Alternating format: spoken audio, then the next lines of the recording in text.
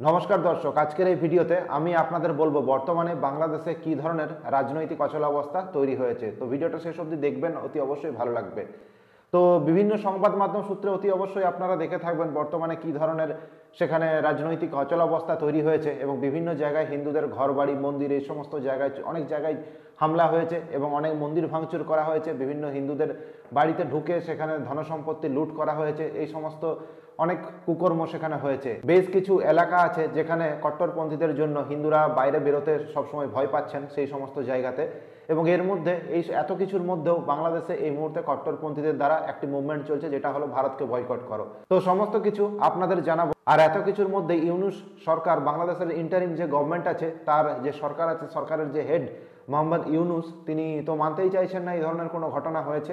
আপনারা জেনে অবাক হবেন যে মোহাম্মদ ইউনূসের সরকার 8ই আগস্ট তৈরি হয়েছিল, তারপর একটা ঘটনা যেটা আপনাদেরকেও নাড়িয়ে দেবে। এখানে দেখুন, এই সময়ের মধ্যে 8ই আগস্ট ঘোষণা হওয়ার পর, সরকার গঠন হওয়ার পর যে পরবর্তী 4 মাসের মধ্যে প্রায় 11 জন শীর্ষস্থানীয় দুষ্কৃতী, 174 জন জঙ্গিকে জেল থেকে জামিনে মুক্তি দেওয়া হয়েছে। অন্যান্য দেশে কি হয় বা ভারতবর্ষের উদাহরণে যদি আমরা দেখি, তাহলে আপনারা দেখতে পাবেন যে সমস্ত দুষ্কৃতী বা টেরোরিস্ট বা যে সমস্ত জঙ্গি থাকে তাদেরকে জেলের মধ্যে রাখা হয়, তাদের শাস্তির ব্যবস্থা করা হয়। কিন্তু ইউনূস সরকার আসার পরে একটি জিনিস হয়েছে যে সেখানকার যে দুষ্কৃতী এবং যে সমস্ত জঙ্গিরা জেলের মধ্যে বন্দী ছিল তাদেরকে মুক্তি করে দেওয়ার সিদ্ধান্ত নেওয়া হয়েছে, মুক্ত করে দেওয়ার সিদ্ধান্ত নেওয়া হয়েছে।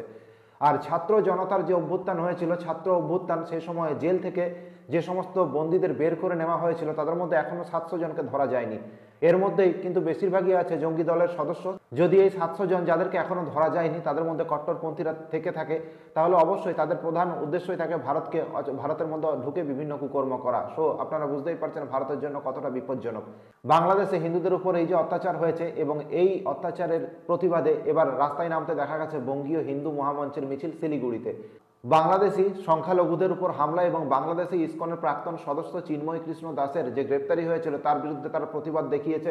সেখানে তারা বাংলাদেশি পণ্য বিক্রি এবং আমদানি থেকে বিরত থাকতে ব্যবসায়ীদের সাথে আলোচনা করেছেন বিভিন্ন তাদের নেতারা। এই আন্দোলন থেকে একটি স্লোগান শোনা গিয়েছিল যে মোহাম্মদ ইউনূসের চামড়া গুটিয়ে দেব আমরা। নেক্সট আরও একটি চাঞ্চল্যকর খবর আপনাদের দেব, সেটা হলো যে গত 3 মাসে 500রও বেশি বাংলাদেশে খুন হয়েছে।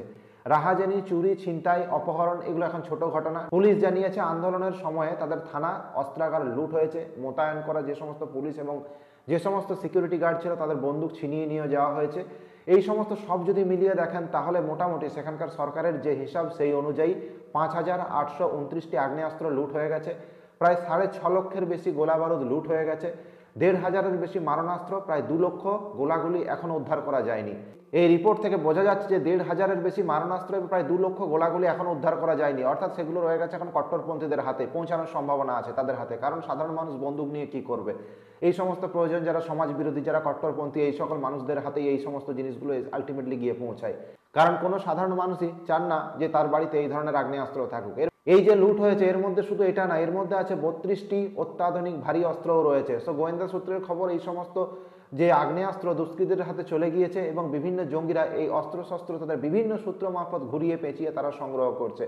এবং আশা করা যায় যে তাদের যে জঙ্গি সংগঠন তারা একদিন না একদিন তাদের যে মানসিকতা, সেই মানসিকতার জন্য ভারতের মধ্যে অচলাবস্থা, যে বর্ডার এরিয়াগুলো আছে সেগুলোর মধ্যে তারা অচলাবস্থা তৈরি করার সম্ভাবনার দিকে যেতে পারে। বর্তমানে আপনারা সবাই জানেন হিন্দু সন্ন্যাসী চিন্ময় কৃষ্ণ দাস তিনি এখনও জেলে আছেন, জামিনের কোনো ব্যবস্থা তার এখনও হয়নি, কারণ তার হয়ে কোনো উকিল সেখানকার কোর্টে দাঁড়াতে চাননি এই মুহূর্তে। আগে যিনি দাঁড়িয়েছিলেন তাকে তো বেধড়কভাবে মারধর করা হয়েছে এবং তিনি হাসপাতালে ভর্তি আছেন। এবং এটাই হলো বাংলাদেশের একটি গণতান্ত্রিক দেশের প্রকৃত নমুনা, যে এমন একটি দেশ যেখানে একজন ভিকটিমের হয়ে কোনো উকিল পাওয়া যায় না। এর থেকে হাস্যকর ব্যাপার আর কি হতে পারে? আপনারা বুঝতেই পারছেন বাংলাদেশে কি ধরনের ল অ্যান্ড অর্ডার চলছে। মোহাম্মদ ইউনূসের সরকার যে পুরোপুরিভাবে ব্যর্থ এবং তার মতে কোনো কিছু হয় না, ইন্টারিম যে গভর্নমেন্ট আছে তাদের কোনো কিছু ডিসিশন চলে না, তাদের কট্টরপন্থীদের দ্বারাই তারা পরিচালিত হচ্ছে। তো এই সমস্ত জিনিস সবার মনে পরিষ্কারভাবে ছবি উঠে আসছে। তো এটা বাংলাদেশের কাছে লজ্জা, তবু ওদের লজ্জা নেই, ওরা তবু এই সমস্ত জিনিস স্বীকারই করছে না। এত কিছুর পরেও তারা নিজেদেরকে না শুধরে, নিজেদের ল অ্যান্ড অর্ডারকে না শুধরে ঠিক কোথায় যাচ্ছে না, বাংলাদেশ ভারতকে বয়কট করতে আসছে। শুধু পুরোটাই হাস্যকর ব্যাপার, সারা পৃথিবীর লোক এদেরকে হাসছে, সারা পৃথিবীর বিভিন্ন দেশ নিন্দা করছে, এমনকি বাংলাদেশের অভ্যন্তরেও মুসলিম সমাজের মধ্যে থেকেও অনেক ব্যক্তি আছেন যারা এই ঘটনাগুলো নিন্দা করছেন, কিন্তু এই সরকারের কোনো লজ্জা নেই। এরপরও আরও একটি আপডেট আছে, লজ্জাজনক আপডেট আছে, যেটা হলো আপনারা সবাই জানেন যে এক দেশ থেকে অন্য দেশে যদি আমি যাই তো সিকিউরিটি চেক হয়।